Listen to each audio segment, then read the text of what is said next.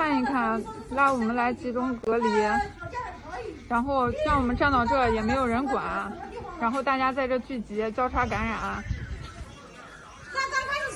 你看，还抱个这么小的孩子，看看，看这就是住宿的环境，没有暖气，什么都没有，已经很久没有人住了。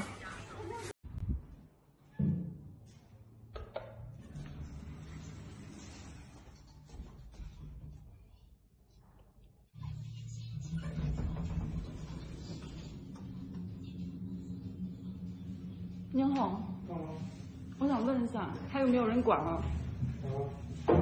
早饭从现在都没有送过来。现在不送过来。1502。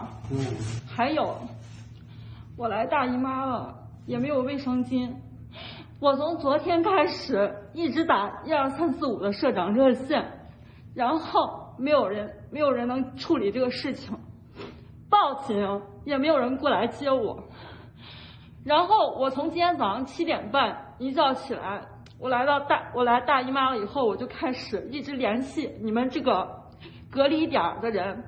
我从打供餐的电话没有登录，打那个疾控防疫办的电话没有人接，打公班的电话没有人接。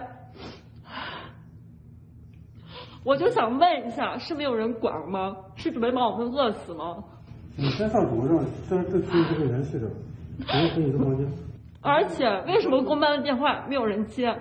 前一秒占线，后一秒打过去，就是想着一直没人接，前后就隔了1秒钟的时间。我不知道他挂那个电话为什么接不起我的电话。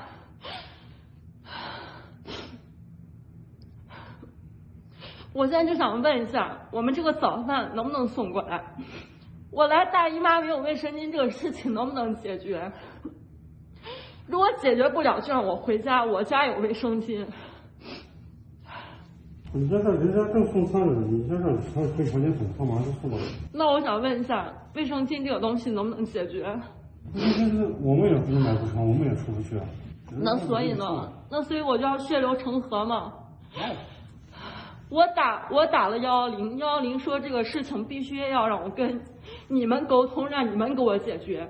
然后你们又说这个事情解决不了，让我跟哪儿？那你现在给我说一个地方，然后我去跟他联系。